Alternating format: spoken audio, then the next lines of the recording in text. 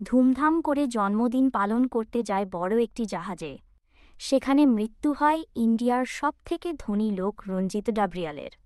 সেই সময় সবাই জানতে পারে যে তার সকল সম্পত্তির মালিক তার প্রথম স্ত্রীর একমাত্র ছেলে জলি, যার একজন বিদেশি বউ রয়েছে।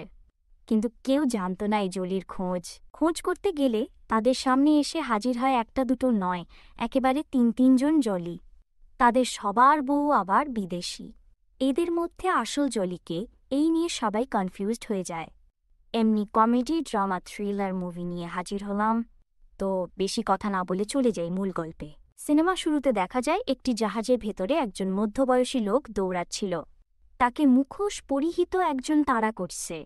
অনেকক্ষণ দৌড়াদৌড়ির পরে লোকটাকে ধরে ফেলে আর সাথে সাথে ছুরি দিয়ে লোকটিকে মেরে ফেলে। এখন প্রশ্ন হল, এই মুখোশ পরিহিত লোকটা কে, আর সে যাকে মেরেছে সে বা কে? সেটা জানতে হলে আমাদের দুদিন পিছে যেতে হবে। দেশের সবথেকে বড় বিজনেসম্যান রঞ্জিত ডাবরিয়ালের জন্মদিন আগামীকাল। রঞ্জিত তার জন্মদিন উদযাপন করার জন্য আজকে বড় একটি জাহাজ লঞ্চ করেছে। সেখানে দেশের নামিদামি সব ব্যবসায়ীরা থাকবে, সাথে বলিউডের সব বড় বড় অভিনেতারাও। সবাইকে নিয়ে রঞ্জিত সমুদ্রের মাঝে জাহাজে নিজে জন্মদিন পালন করবে। জাহাজের সবকিছু দায়িত্ব দেওয়া হয়েছিল রঞ্জিতের কোম্পানির বোর্ড অব ডিরেক্টর ওদের। তারা হল মায়া, বেদি, সিরাজ, দেব আসলে রঞ্জিতের ছেলে। সব কার্যক্রম চলতে থাকলে হঠাৎই দেবের কাছে একটা কল আসে। তার বাবা রণজিৎ হার্ট অ্যাটাক করেছে। সাথে সাথেই সকল বোর্ড অফ ডিরেক্টরস চলে আসে রঞ্জিতকে দেখার জন্য। রঞ্জিতের হার্টবিট একবার নীল হয়ে যাচ্ছে তো আরেকবার নর্মাল হচ্ছে।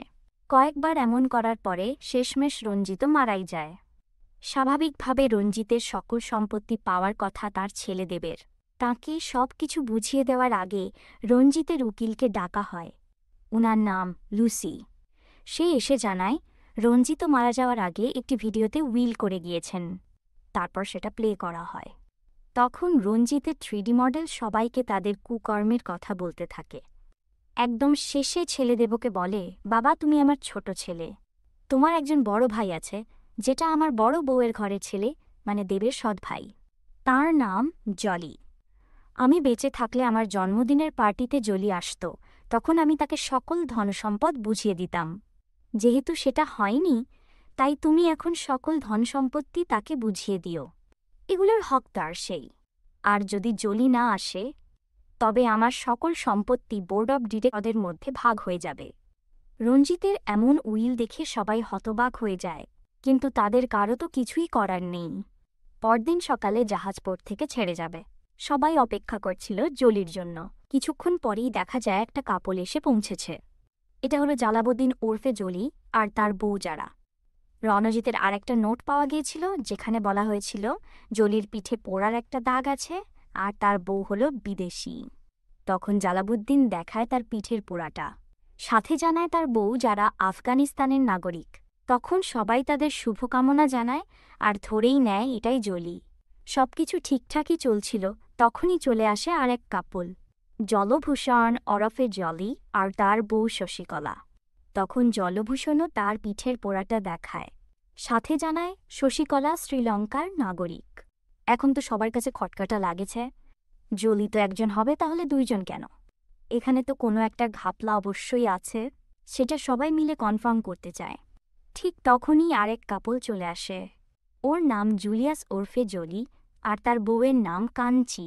তখন সে ও তার পিছনে পোড়া দেখায়, সাথে জানায় তার বউ কাঞ্চি নেপালের নাগরিক। তার মানে এটাই দাঁড়াচ্ছে রঞ্জিতের নোটে যেমনটা লেখা ছিল, ওদের তিনজনের মধ্যে ঠিক তেমনটাই বৈশিষ্ট্য রয়েছে। তাহলে কি তিনজনই জলি? কিন্তু এটা কিভাবে হয়? ঝামেলা তো এখন আরও বেড়ে গেল। জলি তো এখন টোটাল তিনজন। এদের মধ্যে আসল জলি কে? এই ব্যাপারগুলো নিয়ে ওদের তিনজনের মধ্যে কথা কাটাকাটি হয়, সাথে হালকা হাতাহাতিও হয়। তখনই দেব সবাইকে থামিয়ে দেয় বলে, কোনো সমস্যাই নেই, ডিএনএ টেস্ট করলে পাওয়া যাবে কি আসল জলি। একজন ডাক্তারকে ডেকে ওদের তিনজনেরই ডিএনএ স্যাম্পলগুলো নিতে বলে। আগামীকাল সকাল ঠিক 10টার সময় রেজাল্ট পাওয়া যাবে। ততক্ষণ সবাইকে চিল করতে বলে। তাই তো তিন জলিও তাদের বউদের নিয়ে নেমে পড়ে পার্টিতে। তারা উড়াধুরা মৌজামস্তি করছিল। সবাই পার্টিতে মেতে ওঠে। পার্টি চলতে থাকলে দেখা যায় 4জন বোর্ড অফ ডিরেক্টর, জলি আর তাদের বউ সাথে শিপের ক্যাপ্টেন ও ডাক্তার শুধু এদিক ওদিক তাকাচ্ছিল।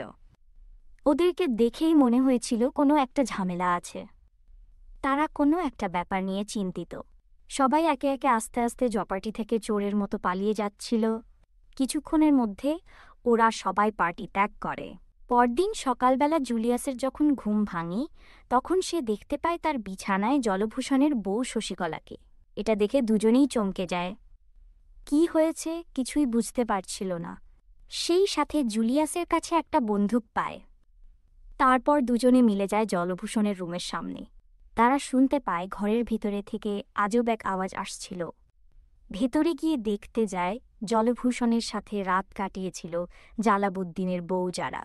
এতে ওরা সবাই অবাক হয়ে যায়। ওদের সাথে কি ঘটছে তা ওরা বুঝে উঠতে পারছিল না। জুলিয়াস জালাবুদ্দিনের বউয়ের কার্যক্রম দেখে তাকে জানানোর জন্য তারা সবাই জানাবুদ্দিনকে খোঁজে।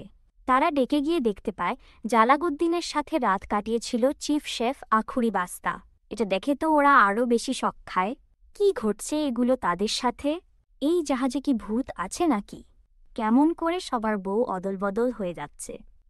ওদের দুজনের বউকে তো খুঁজে পাওয়া গেল, কিন্তু এখন জুলিয়াসের বউকে পাওয়া যায়নি। সবাই জুলিয়াসের বউকে খোঁজার উদ্দেশ্যে বের হয়ে পড়ে। এখানে কাঞ্চির জন্য তার স্বামী জুলিয়ের থেকে বেশি চিন্তিত ছিল জালাবুদ্দিন। যাই হোক, সবাই মিলে খোঁজাখুঁজি করতে থাকলে গতকালের কি হয়েছিল কিন্তু কিছু মনে পড়ে না ওদের। অনেক চেষ্টার পর একটা কাহিনী মনে পড়ে ওদের। রাতের বেলা জাহাজে থাকা একটা বাইক নিয়ে ওরা মৌজমাস্তি করছিল।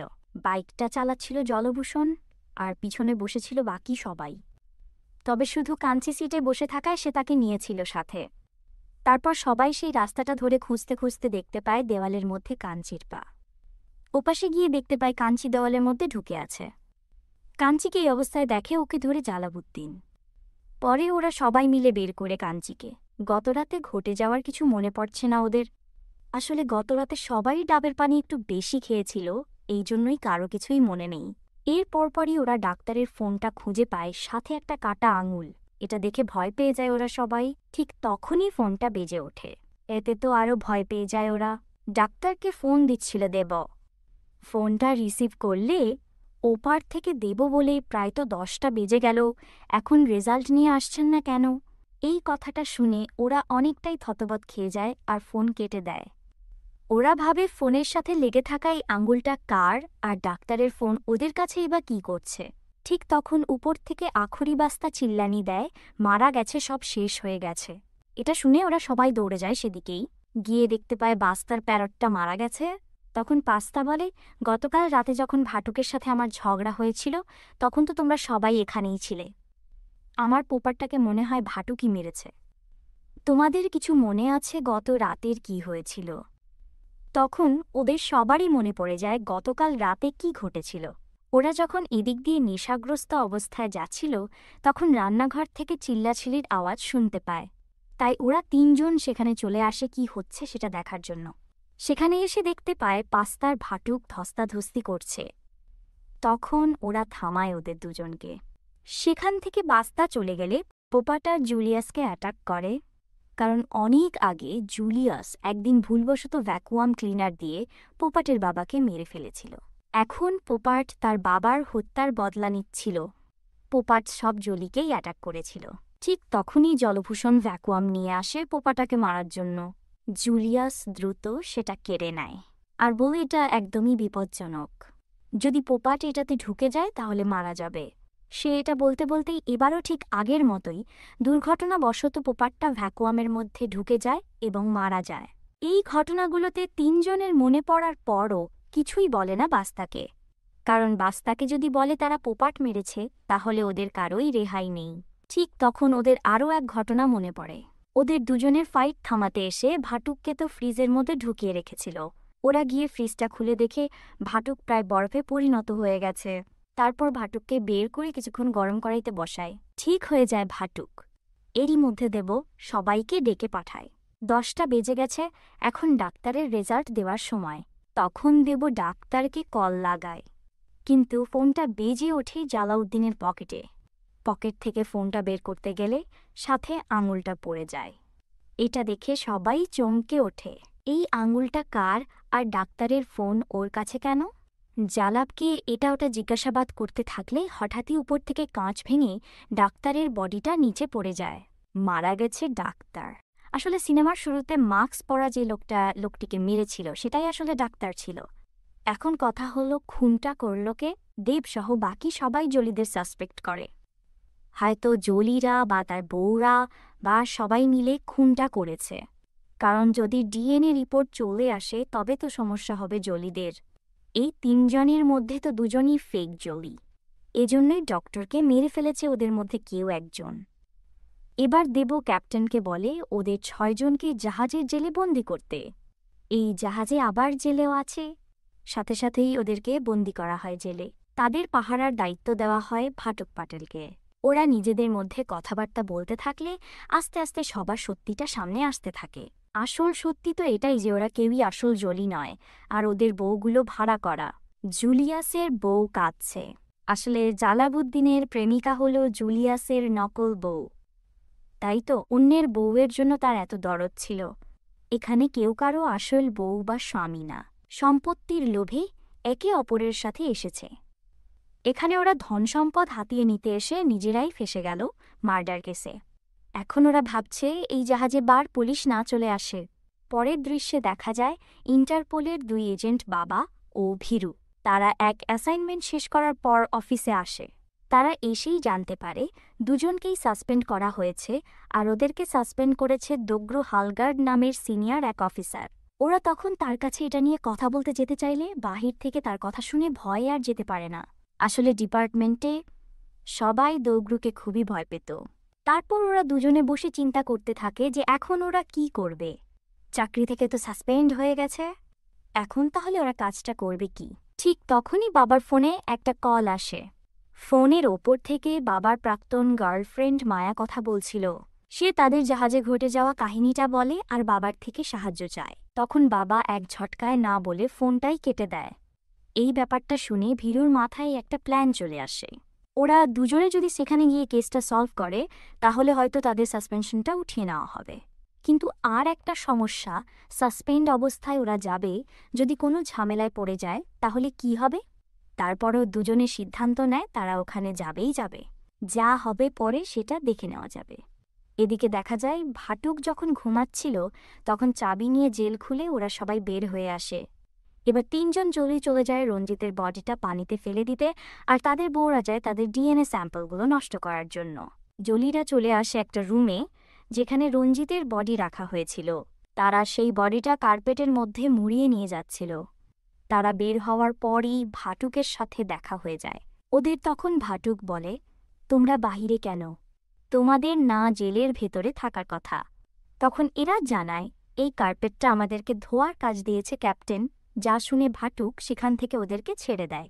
আবারও ওরা আঘাতে থাকলে সামনে পড়ে লুসি। সে ওদেরকে দেখেই বলতে থাকে ওই কার্পেটটার মধ্যে কি, আর তোমরা বাইরে কেন?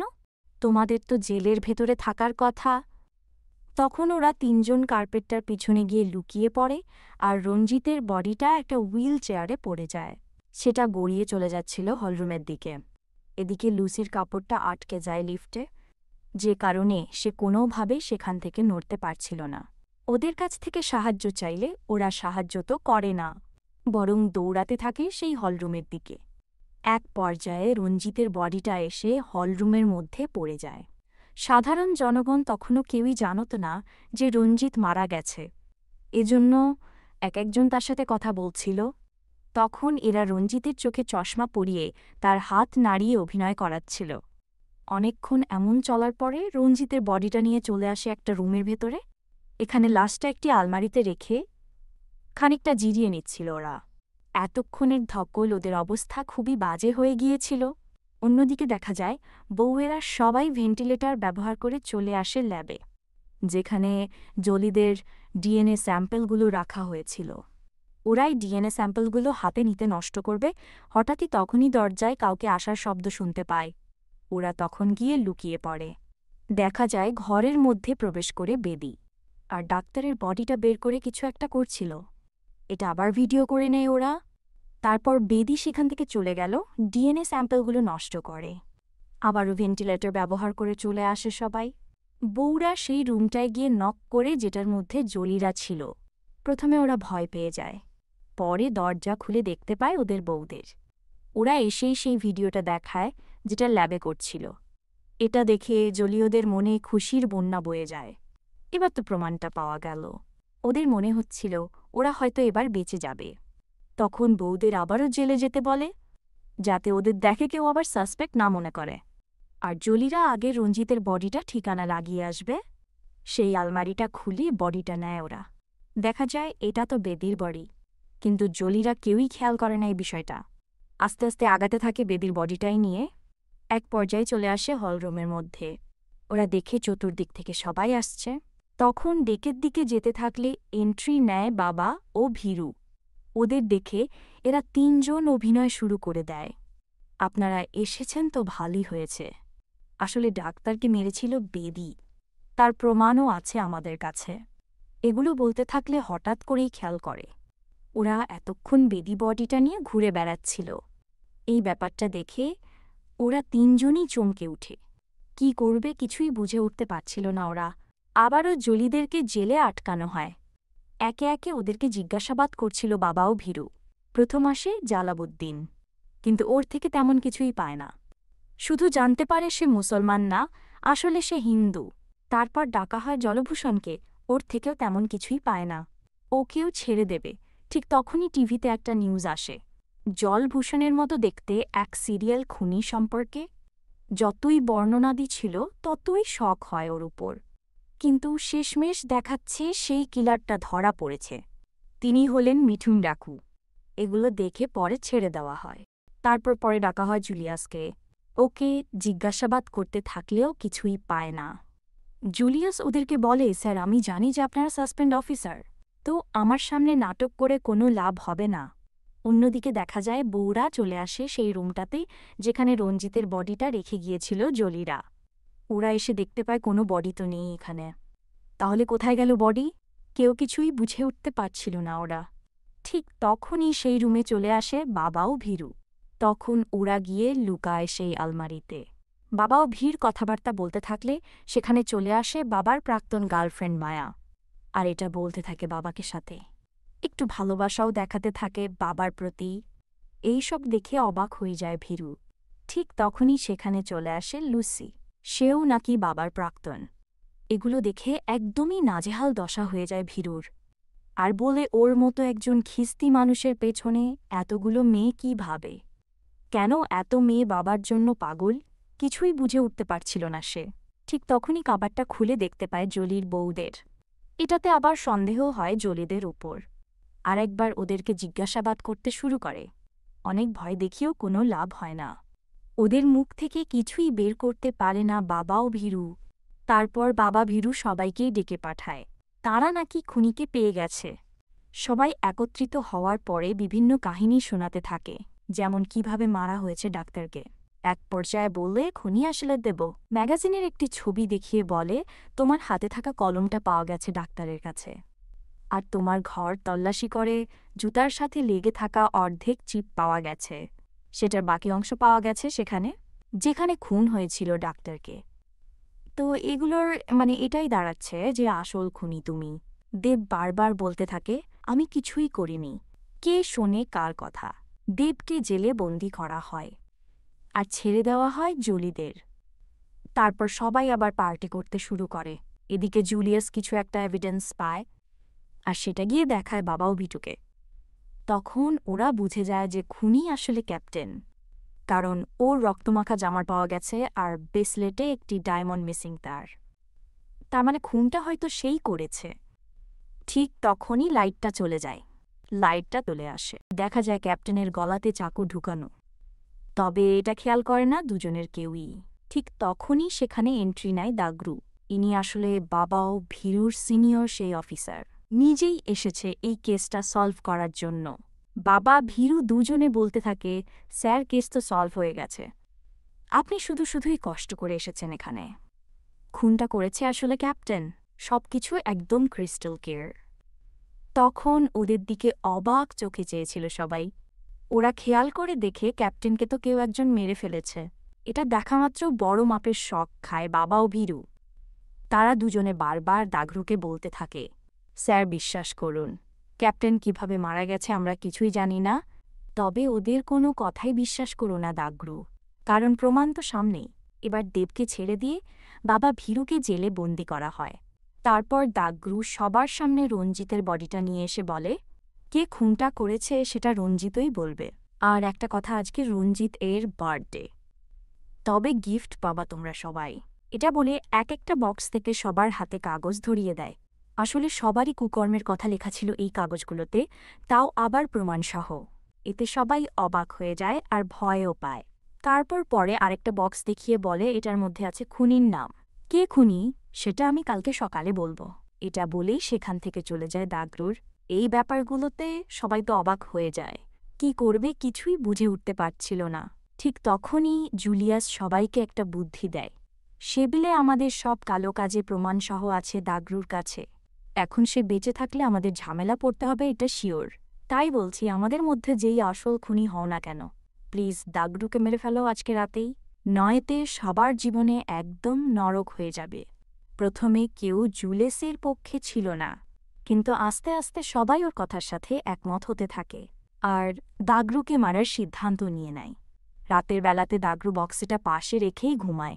কিছুক্ষণ পরেই দেখা যায় সেই মাস্কটা পরা লোকটি রুমের দিকে আগাতে থাকে। খুনি আস্তে আস্তে বেডের কাছে আসে আর চাকু দিয়ে সজোরে আঘাত করতে শুরু করে। অনেকবার আঘাত করে ভাবে মারা গেছে হয়তো দাগরু। তারপর মাস্কটা খুলে বক্সটা ওপেন করলে দেখতে পায় একটা আয়না, আর এই মাস্ক পরিহিত খুনিটা ছিল আসলে মায়া। বক্সটা খুলে সে তো অবাক হয়ে যায়। তারপরই দেখা যায় পাশেই লুকিয়ে ছিল দাগরু। ওকে দেখে মায়া অনেক কাকুতিমিনতি করতে শুরু করে দেয়। বিশ্বাস করুন স্যার, আমি কাউকেই মারিনি।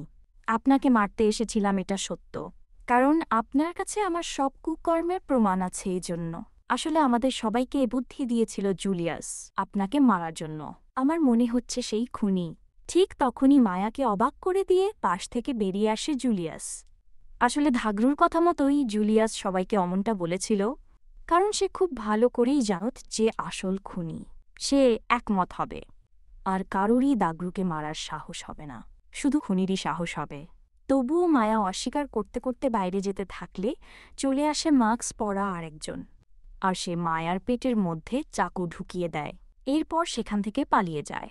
সেই মাস্ক পরিহিত লোকটার পিছু করতে শুরু করে জুলিয়াসের সাথে জয়েন করে বাবা ও ভীরু। তিনজনে মিলে তাড়া করতে থাকি মাস্ক পরিহিত খুনিটাকে। এক পর্যায়ে খুনি মাস্কটা পড়ে যায়। দেখা যায় এটা তো জলভূষণ। অন্যদিকে দেখা যায় মায়া মারা যায়নি, সে আসলে মরা নাটক করছিল। পেছন থেকে দাগরুকে মারতে গেলে মায়াকে ধরে ফেলে দাগরু। সে মায়াকে বলে, আমি জানি তুমি খুনটা করেছ, তবে তুমি একা নাও, তোমার পার্টনার আছে আরও একজন। তুমি ইচ্ছে করে বাবার ভীরুকে এখানে ডেকেছ। তুমি জানতে ওরা একটু পাগল টাইপের লোক, এই জন্যই তুমি পুরো প্ল্যানটা বানিয়েছিলে। অন্যদিকে দেখা যায় জলভূষণ বলতে শুরু করে, টাকার জন্য আমরা সবাই যা ইচ্ছা তাই করতে রাজি। আমিও ঠিক তেমনটাই করেছি। মায়ার সাথে আমার 50% ডিল হয়েছিল, এই জন্য আমি এখানে আসি। তারপর মায়া গিয়েছিল ল্যাবে আমার ডিএনএ স্যাম্পল নষ্ট করার জন্য। সেখানে ডাক্তার চলে আসায় ওকে মারতে বাধ্য হয় মায়া। সবকিছু ঠিকঠাকই চলছিল, কিন্তু বেদি বুঝে গিয়েছিল ব্যাপারটা। এটা নিয়ে মায়ের সাথে বেদির কথা কাটাকাটি হয়। তখন মায়া ওকেও মেরে দেয়। আর মায়া যখন ডাক্তারকে মারছিল তখন এই ব্যাপারটা দেখে ফেলেছিল ক্যাপ্টেন। সেটা নিয়ে আমাদের ব্ল্যাকমেইল করছিল সে। এজন্য সুযোগ বুঝে আমি মেরে দিয়েছি ক্যাপ্টেনকে। তার পরপরই সেখানে চলে আসে ধাবরু মায়াকে নিয়ে। এখন সবকিছু সবার সামনে একদম পানির মতো ক্লিয়ার। ঠিক তখনই ভার্টুক এসে পরে থাকা বন্দুকটা নিয়ে জলভূষণকে ধরিয়ে দেয়। সে জানত না জলভূষণই আসল খুনি। তখন ওর হাতে বন্দুক যাওয়া দেখে সবাই পালাতে শুরু করে। জলভূষণ অনেক চেষ্টা করেও কাউকে মারতে পারছিল না। হট্টগোলের এক পর্যায়ে বন্দুকটা পেয়ে যায় জুলিয়াস।